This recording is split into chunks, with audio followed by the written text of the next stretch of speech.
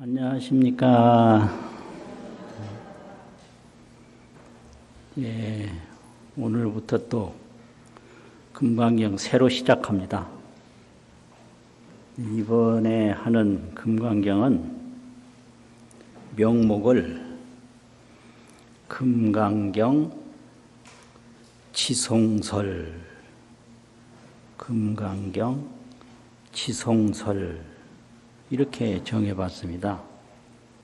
지송은 수지 독송의 줄임말입니다. 수는 금강경을 배우는 거고, 지는 간직하는 거고, 독은 읽는 거고, 송은 외우는 건데, 이게 금강경 수행입니다. 수지 독송을 줄이면 지송이고, 이걸 더 줄이면 지경이라고 해요. 지경. 경을 간직한다고. 그래서 금강경 지송설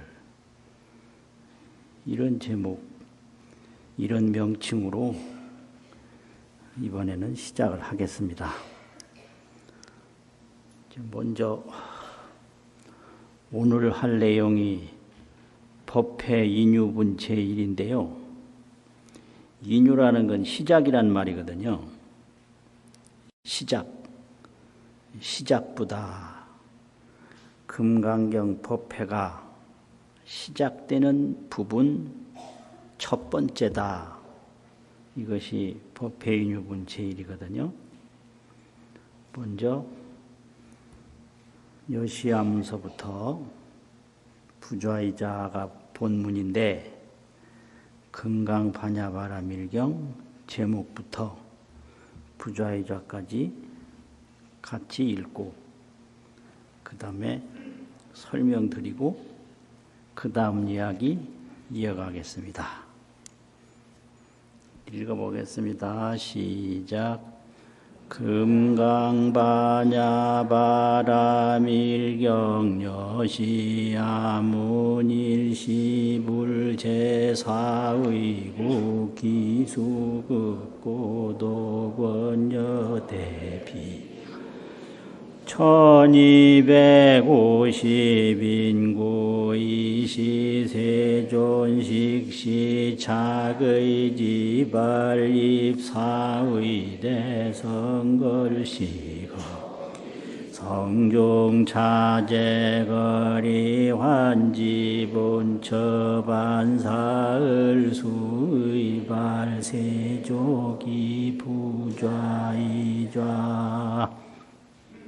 거까지인데요. 이제 원문을 보면 이와 같이 나는 들었다. 안한존자를 경가라고 그러거든요. 경을 책임지는 사람이다. 경경자 집가자 경가. 부처님은 설법을 했으니까 경전을 편성을 하기 위해서 설법한 걸 누가 외우는 사람이 있어야 하거든요. 그 외우는 일을 안한존자가 했다고 해서 안한이 10대 제자 중에 다문제일이고 경가 존자다. 경을 책임진 존자다. 이렇게 된단 말이에요. 그게 이제 안한존자 얘기예요. 처음에는. 이와 같이 나는 들었다. 다음과 같이 나는 들었다. 일시에 어느 때에 부처님이 제4위국 기수 급고독원 하시었나니라. 사위국 기수 급고독원에 계시었나니라. 누구랑 같이 계셨냐? 대비구 중 1250인과 함께 하시었나니라. 1250인과 함께 머물렀다 이거죠. 그런데 이 시에 그때에 그렇게 머무실 때에 세존께서 부처님께서 식시에 식이라는 건 공양이에요. 부처님이 공양을 할 때에 착의지발하시고 옷을 입으시고 바루를 드시고 이 사의대성하야 사의대성에 들어가서 걸시거기 성중이러니 그 성중에서 사의국 성중에서 걸식을 하시더니 걸식을 어떻게 했느냐? 차제거리하고 차제차제로 차례 순서대로 걸식해 마치고 환지 본처하야 다시 본처에 돌아와 이르러서 환자는 돌아온다 이거고요. 지자는 이르른다 이 말이거든요. 반사를 하시고 공양을 하여 마치시고 반은 먹는다는 뜻이고 사는 음식이라는 뜻이거든요.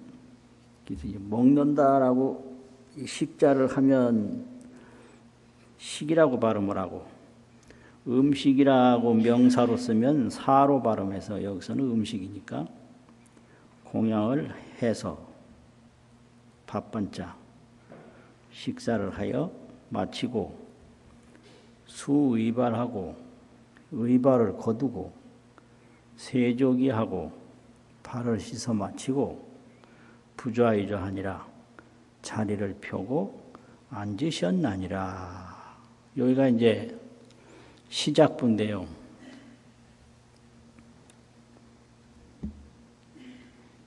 경전에 대한 자세한 내용은 다음에 이 경부에 대한 내용은 조금 이따 말씀드리고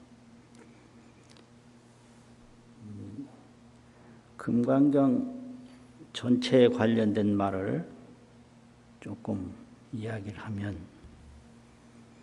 이 금강경이라는 게 뭐냐? 금강반야인데요. 금강반야. 근데 금강반야가 어떤 것이냐? 대승불교에 반야부가 있는데 대승불교의 이 반야부가 아주 근본이에요. 반야라는 게.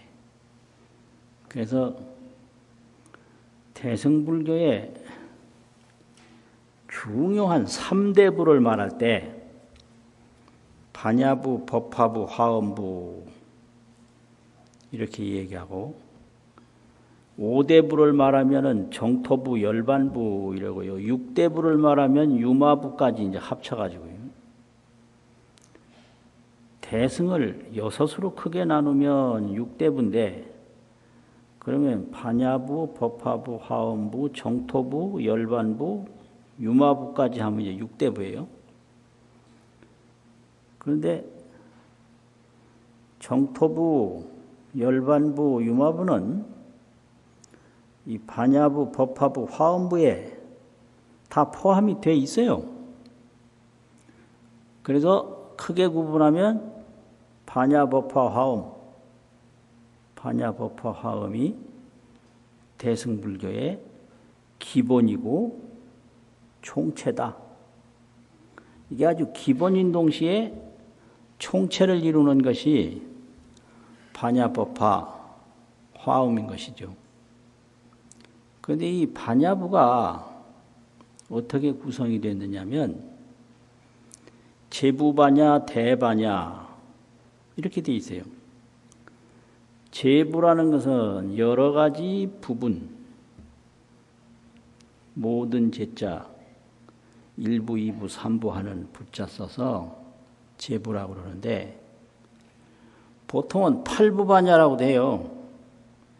크게 나누면 8부인데 그 8부에 안 들어가는 반야가 또 있다 이렇게 지적하는 분이 있어서 그냥 제부 9부로 나눌 수도 있고 10부로 이해할 수도 있고 8부는 기본이고 그게 이 8부 반야인데요. 8부 반야가 어떤 거냐? 뭐 대반야부도이라고 해서 구마라집 3장이 번역한 반야가 있고요. 또 보리우지 3장이 이제 번역한 반야가 있고 또 다른 삼장법사가 번역한 반야가 있는데 이게 이제 대품반야, 소품반야, 뭐 광찬반야, 방광반야, 이런 금강반야 이렇게 나누는 거예요. 그래서 이 금강반야도 제부반야에 하나 들어가는 거예요. 이게 이제 제부반야입니다. 근데 이게 언제까지 이렇게 구분했느냐 그러면은 동아시아 경전 번역사를 보면 구마라집 3장을 중심으로 해서 구마라집 3장 이전에 번역한 경을 고경이라고 그래요. 옛고자. 그리고 구마라집 시대에 번역한 걸 옛구자 구경이라고 그래요. 그리고 663년 현정 3장이 번역한 경을 신경이 신역이라고 그래요. 그래서 신역, 구역, 고역 이렇게 나누거든요. 그럼 이 663년 이 신역이 이루어지기 전까지는 반야부가 전부가 제부반야로 있었어요. 뭐 구마라집은 구마라집대로 이제 반야부를 번역을 하고 보리우지는 보리우지대로 번역을 하고 뭐 이런 식으로 이게 이제 제부반야인데요. 그런데 중국의 그 어마어마한 삼장법사, 대단한 삼장법사죠. 그분이 인도에 가서 경전을 많이 모시고 와가지고 엄청나게 번역을 했는데 그때 이 반야경도 번역을 했거든요. 그래서 이분이 번역한 반야가 명칭이 대반야바라 밀다경이에요. 대반야 밀다경. 그리고 경전 양이 600권이에요. 대반야 600권. 그리고 그 진행되는 순서가 사처 16회예요. 전부 이 반야경을 설한 장소가 사처 4군데 처소고 법회가 16번에 이루어졌다. 이게 이제 대반야의 내용입니다. 대반야는 사처 16회의 설인데 600권 반야경이다. 이렇게 되거든요. 그러면 이걸 대반야라고 그래요.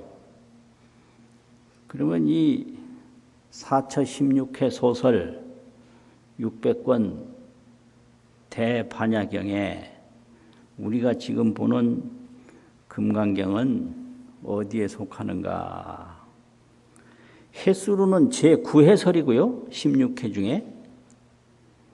이제 권차로 보면 그 경권 차제로 보면 600권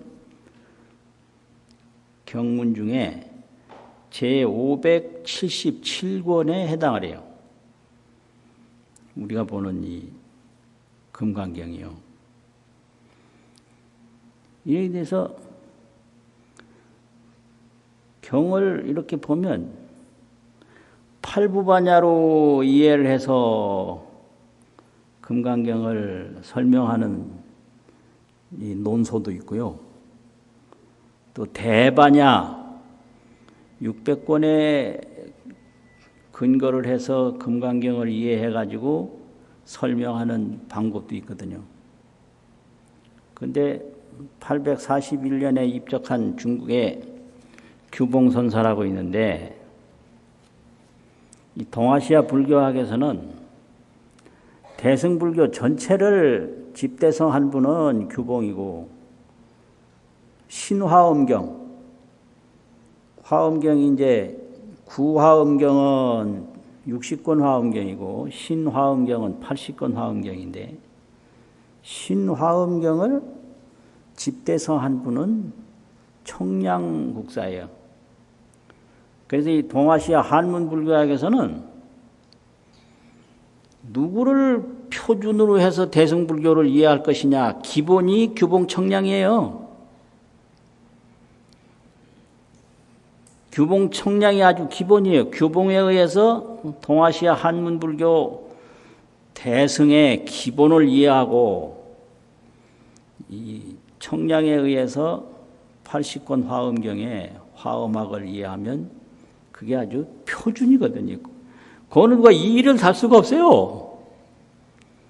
워낙 어마어마하고 워낙 높은 자리를 점령해 있기 때문에 뭐 어떻게 흔들 수가 없어요. 그래서 옛날 60년대 후반부인데 제가 강당에서 이 경전 배울 때 글 가르치는 강사 스님께서 만날 얘기가 규봉청량이에요. 청량규봉이라고 안 하고 규봉청량이라고 그래요. 왜냐하면 이 대승불교 전반을 이해하고 그 다음에 화엄에 올라가기 때문에 규봉청량 뭐 이런 식으로 얘기했단 말이죠. 근데 이 규봉 선사께서 금강경 차뇨라고 하는 걸 지었는데 5가에 들어있거든요. 거기에는 4처 16회 600권 제577권으로 이 금강반야의 그 소속 위상을 딱 지적을 했어요. 이 금강반야는 4처 16회 내 해수로는 제9회고 권수로는 600권 중에 제577권이다. 이런 거죠. 그런데 600권 중에 577권인데 횟수로는 9회인데 어째서 이렇게 대반야경이 유통되기 전에 쉽게 말하면 현장 삼장법사가 대반야경을 600권으로 번역하기 전에 제부반야 시대에 주로 이 우리가 보는 금강경이 유통이 됐거든요. 다른 건 유통이 거의 안 되고요. 주석도 안 되고 연구도 안 되고 거의 금강경이 유통이 됐는데요. 이건 이제 번역이 402년에 구마라집 삼장이 번역했는데 그러면 400년대 초에 번역을 하고 600년대 중반에 번역을 250년 차이가 나잖아요.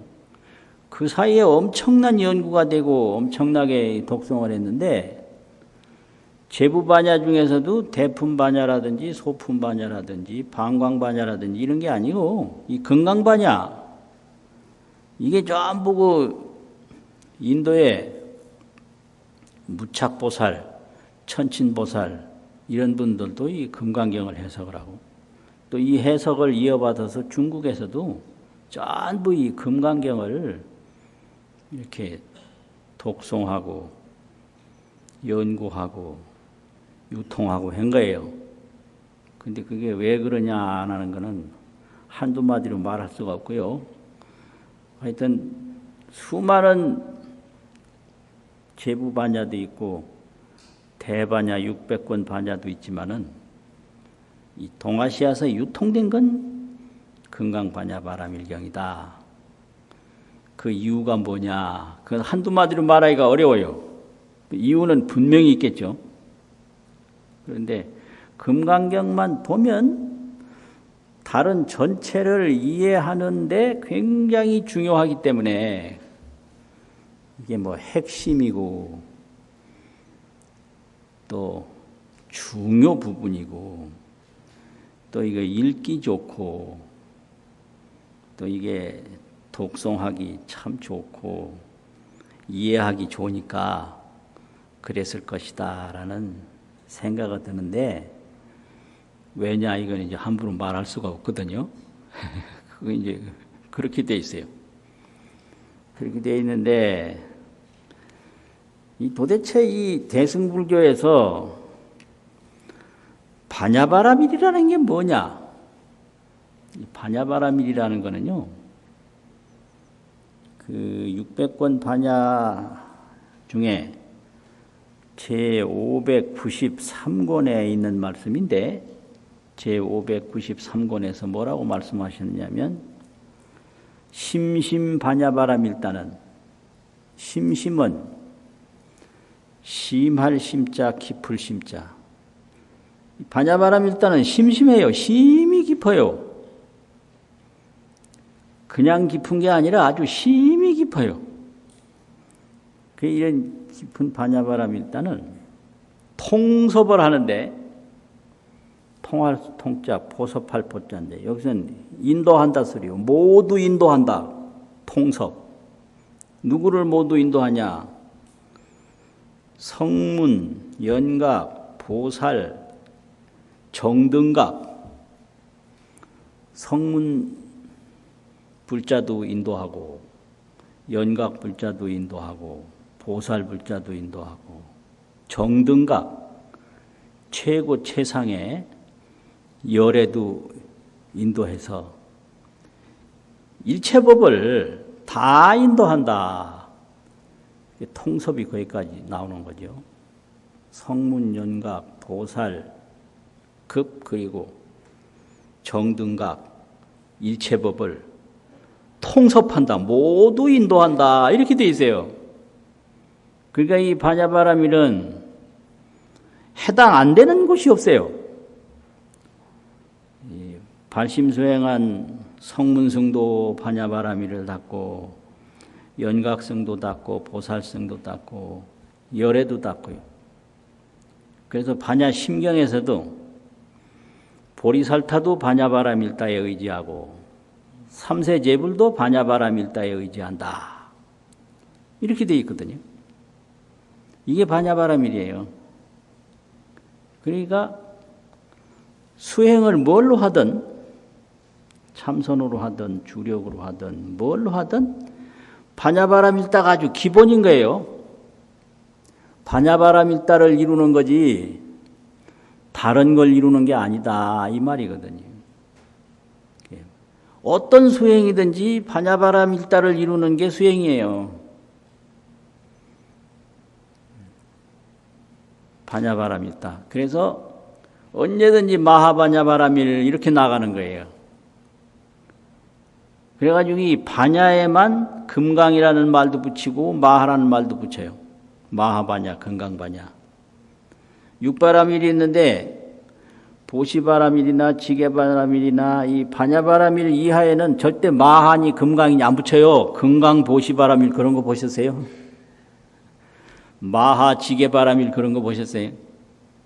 마하 정진바라밀 없어요. 마하 선정바라밀 없어요. 반야에만 마하반야, 금강반야 이렇게 되는 거예요.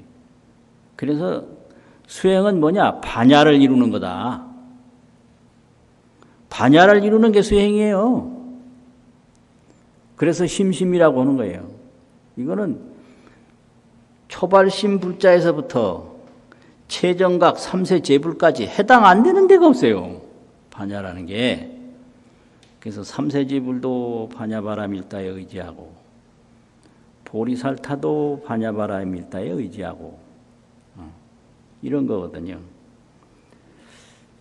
그래서 이렇게 이제 되는데 이 반야바라밀다를 이제 설명하는데 금강경에서는 어떻게 시작을 하느냐 이거죠. 첫 번째 전부 이거는 부처님 얘기예요. 첫 번째 시작부가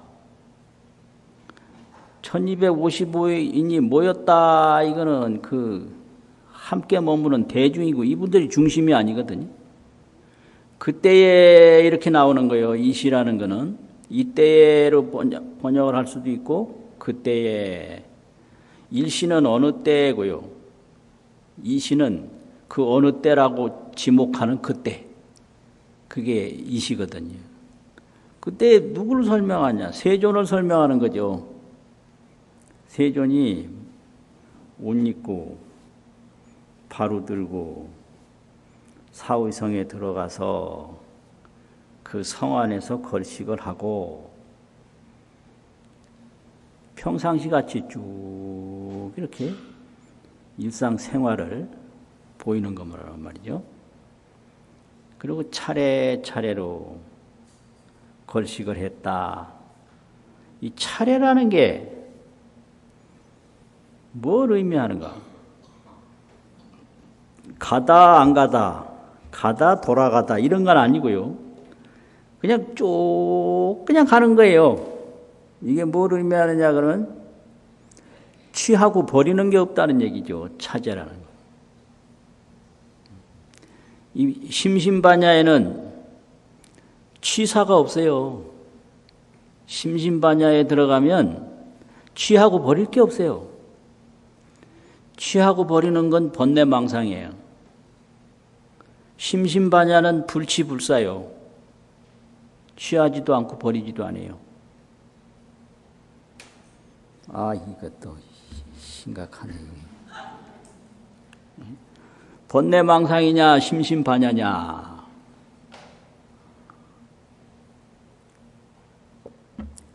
취하고 버리는 건 다 번뇌망상이에요. 지금 이거 버리고 저거 취한다고 그게 좋을 것 같죠? 아니에요. 조금 있으면 그거 나빠져요. 모든 것은 자성이 없어서 허망하고 무상해서 다 이게 취할 게 없고 버릴 게 없는 거예요. 전부 번뇌망상으로 취하고 버리는 거지. 심신반야에 들어가면 취할 거 하나도 없다. 버릴 거 하나도 없다고. 그런데 중생들은 번뇌망상에 살기 때문에 맨날 뭐 이루려고 하고 가지려고 하고 이뤄봤자 나중에 고통인데 그거 몰라요. 모든 고통이 이루는 데서 생긴 거예요. 안 이루었으면 고통도 없어요. 그런데 이룰 생각만 하지 이루는 것이 괴로움이라는 것을 모르거든요. 아, 이거 참. 예? 예. 그래서 반야심경에는 얻을 바가 없다. 얻을 게 없는 거예요. 무소득이고 무희구. 희구할 게 없어요. 바라고 구할 게 없어요. 또 얻을 것 자체가 없어요. 그래서 얻으려고 하고 구하려고 하는 게 그게 고통이에요. 고통에서 벗어나려고 하면 희구심과 소득심을 딱 내려놓으면 고통이 하나도 없어요. 바라고 구하는 거, 희구, 소득, 얻을 바로 여기고 계속 얻으려고 하는 거. 그 얻으려고 하는 게 지옥이에요. 얻으려고 하는 마음 없으면 하나도 괴로움 없거든요. 얻고자 하는 지옥에 빠진 거예요. 근데 그 지옥은 끝이 없어요. 계속 얻으려고 하기 때문에. 아, 이거 참. 보통 차제거리가 그런 거예요. 취하고 버리는 거 없는 거예요. 차제거리라는 게. 또 다 이제 탁발을 할 만큼 했으면 돌아와요. 그러니까 뭐예요, 이제. 옷을 거두고, 발을 씻고, 자리 펴고 또 앉았는 거죠. 근데 여기를 이제 부좌이자 네 글자로만 설명을 했는데, 그 보리우지 번역에는 이걸 뭐라고 번역을 했냐면, 단신이 주하야 몸을 단정히 머물러서 정념부동이라 발을 정자 생각념자 정념이 움직이지 않았다. 동은 산란인데요. 바른 생각이 산란하지 않았다. 이렇게 번역을 했어요. 그러면 단신은 뭐고 정념은 뭐냐? 몸을 단정히 한다는 것은 다른 게 아니에요. 몸으로 구함이 없는 게 그게 몸을 단정히 하는 거예요. 구하는 건 뭐예요? 저기 뭐 없나? 눈으로 막 눈에 불을 켜고 뭘 보려고 한다든지, 길을 막 그냥 세워서 들으려고 한다든지, 그건 단신이 아니에요. 단신, 단정할 단자 몸신자, 몸을 단정히 한다 그러면 몸으로 일체 구하는 게 없는 게 무소구, 그게 단신이거든요.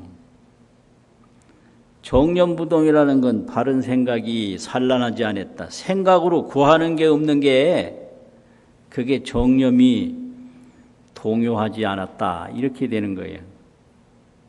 몸으로도 구하는 바가 없고 생각으로도 구하는 바가 없을 때 몸은 단정하게 머물고 정념은 바른 생각은 산란하게 움직이지 않았다.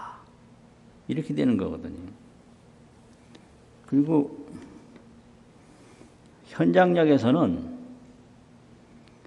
단신 정원하야에 몸을 단정히 하고 바르게 원해서, 이 원할 원자는 생각념자인데요. 바르게 딱 생각을 해서 똑같아요. 주대멸념이라 머물 때 대하는 것이 멸념과 같다. 면이라는 것은 내 얼굴인데 얼굴이 어디에 대해서 머물면 바르게 보이냐? 거울을 대해서 머물면 자기 얼굴이 바르게 탁 보이지요. 또 정념이 바른 생각이 이 색적시공 공적시세, 여기 이제 정멸 실상에 딱 대해서 머물면 정멸 실상이 그대로 바르게 보인단 말이에요. 이걸 멸념이라고 해요. 정념이 실상법에 대해서 머물고 얼굴이 거울을 대해서 머무는 것이, 그것이 열애의 선정이다. 현장력에서는 이렇게 자세히 설명을 하고요. 보리우 지역에서도 정념부동이라 단신이주라 이렇게 설명을 했는데, 나집역에서는 부좌이좌라 자리를 펴고 앉았다. 이렇게만 딱 번역을 했어요. 아주 간단하게 번역을 했는데 거기에 다 포함된 거거든요. 자리 펴고 앉았다 그러면 몸만을 설명했는데 그 부처님 몸에 어떤 무엇이 있는 건 그 안에 다 들어있거든요. 그래서 이게 아주 번역에 큰 차이점이 있어요. 독송하는 데는 그래서 이런 게 좋은 거예요. 단신이주 정념부동 그러면 어쩐지 이게 아주 인도 냄새가 나고 좀 논리적이고 좀 세밀해서 막 짜증나요. 짜증나. 그래 동아시아 사람들은 그 특별한 게 있어요. 설명을 오래 하면 다 싫어해요. 그게 이상해요.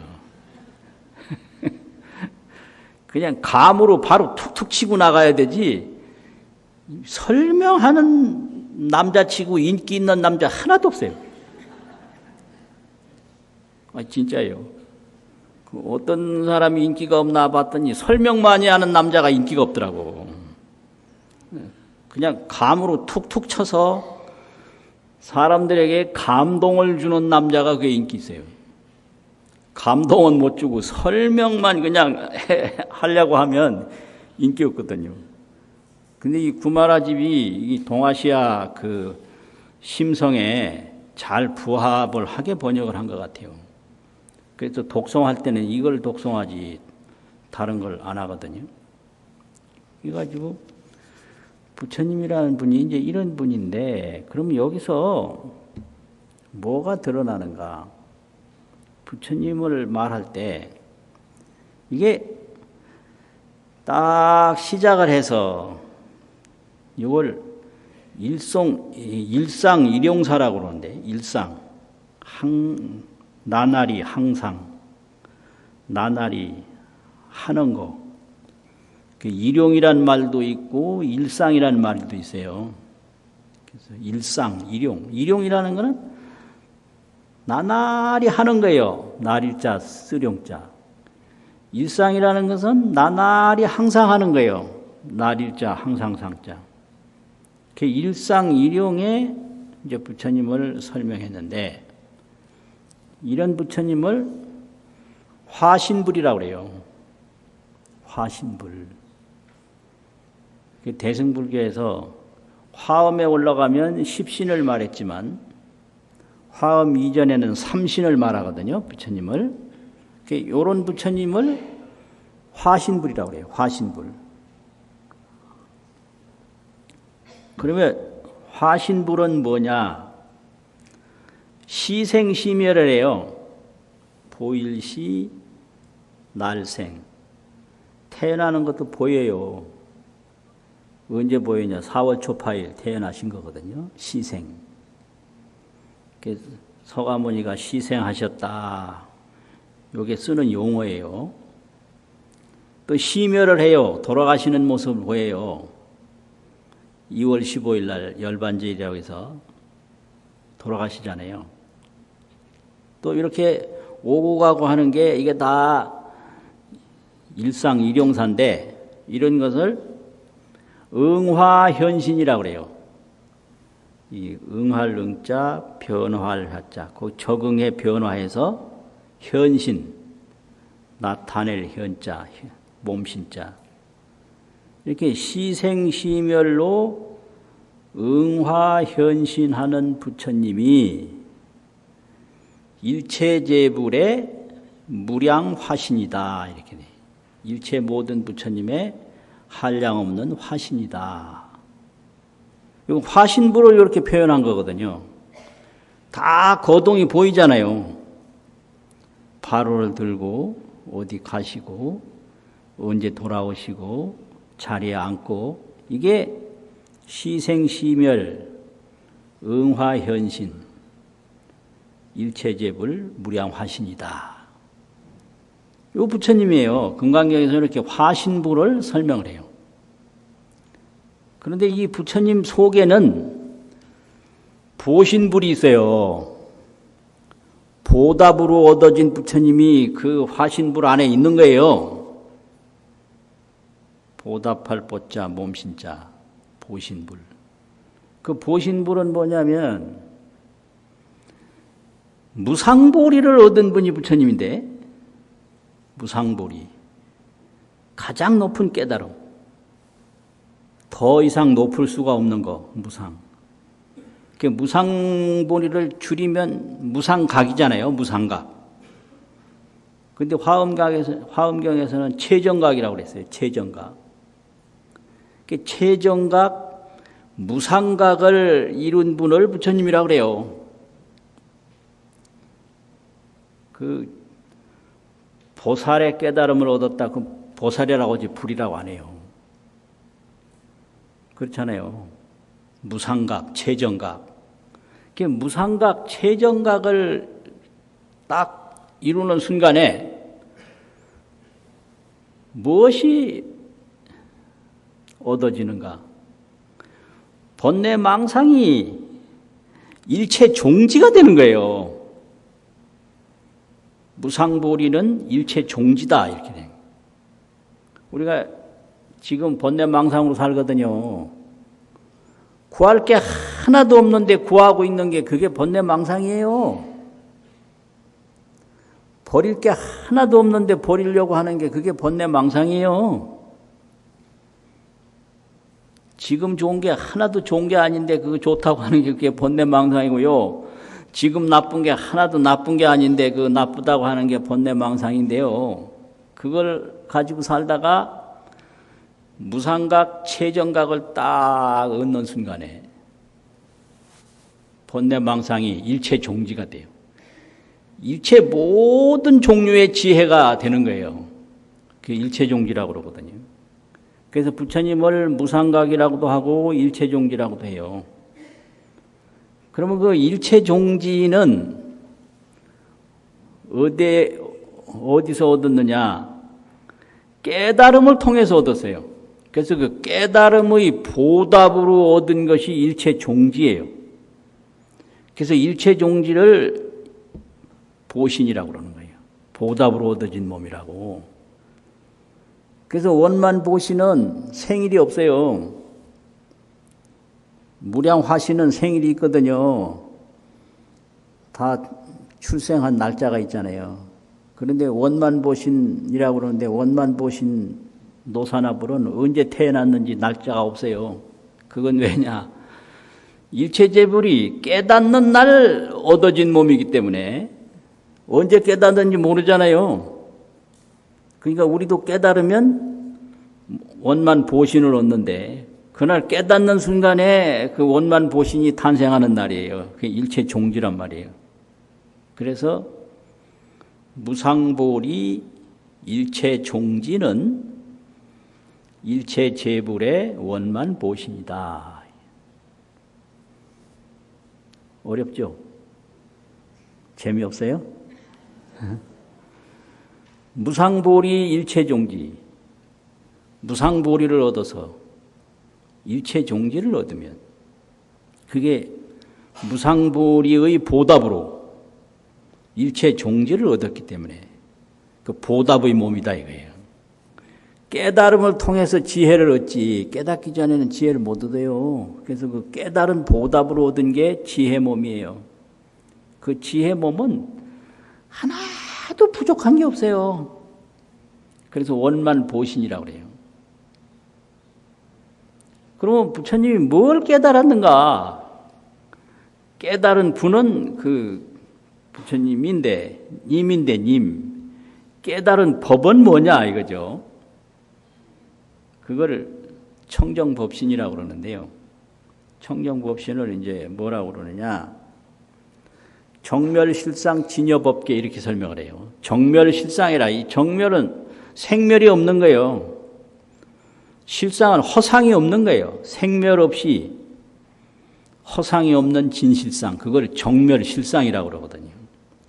정멸은 나고 죽고 이 생멸이 없어요. 그냥 불생불멸이에요. 그리고 이 실상은 허상이 없어요. 헛개비와 같은 꿈 같고 그림자와 같은 그런 게 없어요. 그 정멸실상은 그 진여법계라. 참 그대로의 법계다 이 말이죠. 진여법계. 그거를 부처님이 이제 깨닫는 순간에 그게 무상보리고 그걸 깨닫는 순간에 일체 종지를 얻는데요. 그 정멸실상은 부처님이 깨닫기 전이나 깨달은 후나 다를 바가 없어요. 그래서 청정법신이에요. 부처님이 깨달았다고 해서 정멸실상 진여법계가 더 불어나는 것도 아니고 부정불감이에요. 일체중생이 못 깨달았다고 해서 정멸실상 진여법계가 줄어드는 것도 아니고 부정불감. 그래서 이 정멸실상 진여법계는 일체재불의 청정법신이다. 이렇게 부처님 하면 여기서는 이렇게 행동하는 부처님만 설명이 되는데 이 안에는 이렇게 무상보리 일체종지에 원만보신의 부처님도 있고 그 속에는 정멸실상 진여법계에 청정법신의 부처님도 있다. 그럼 우리도 똑같이 있는 거예요. 있는데 청정법신을 깨닫지를 못해서 번뇌망상으로 지금 살아가고 있는데 번뇌망상으로 산다고 해서 그 정멸실상 진여법계가 없어졌느냐? 안 없어졌어요. 마치 자기 집에서 꿈을 꿔가지고 온갖 고생을 한다고 하더라도 자기 집이 없어진 건 아니에요. 오직 꿈에서 고생할 뿐이지. 그러면 그 꿈에서 딱 깨는 순간에 자기 집을 확 만나게 되는데 그 자기 집인 것을 알아보는 게 그게 일체종지예요. 꿈꿀 때는 몰라보거든요. 그건 어떻게 해서 그 자기 집인 걸 알아보냐? 꿈에서 깨어난 보답으로 알아본 거예요. 그래서 원만보신이라고 그러는 거죠. 그래서 일체종지는 원만보신이고 정멸실상은 청정법신이고 응화현신은 그거는 부처님의 무량화신이다. 그런데 예경할 때는 무량이라고 안 하고 1100억이라고 그래요. 1100억 화신. 그건 딱 정해진 거라 누가 흔들 수가 없어요. 이게 한번 정해지면 안 흔들려요. 1100억 화신 이래야 되지 무량화신 그러면 너 뭐야 이렇게 혼나요. 근데 1100억이라는 거는 내용은 무량이거든요. 한량 없는 거거든요. 그렇게 돼요. 그런 부처님의 세계예요. 그래서 그럼 금강경에서는 이렇게 딱 보고 딱 알면 되는데 모르면 어떡하냐. 그게 이제 수지, 독송, 해설, 서사를 해라 이렇게 이게 금강경의 수행이에요. 수지하고 독송하고 해설하고 서사하고 금강경 해설하는 것도 이게 금강경 수행이고요. 금강경을 쓰는 것도 금강경 수행이고요. 금강경을 배우는 것도 금강경이고요. 계속 잘 간직하는 것도 금강경 수행이고요. 이걸 하라 이렇게 된 거거든요. 그것이 이제 지송이죠. 지송.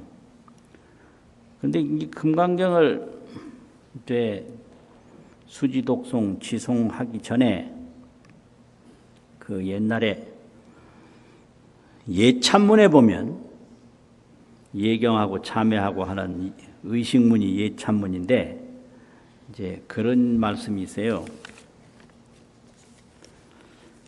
금강반야바라밀경은 3종반야가 있는데 실상반야, 관조반야, 문자반야. 근데 쓰기는 문자로 쓰는데 발음하다 보면 문자 하는 게 발음하기가 편해요.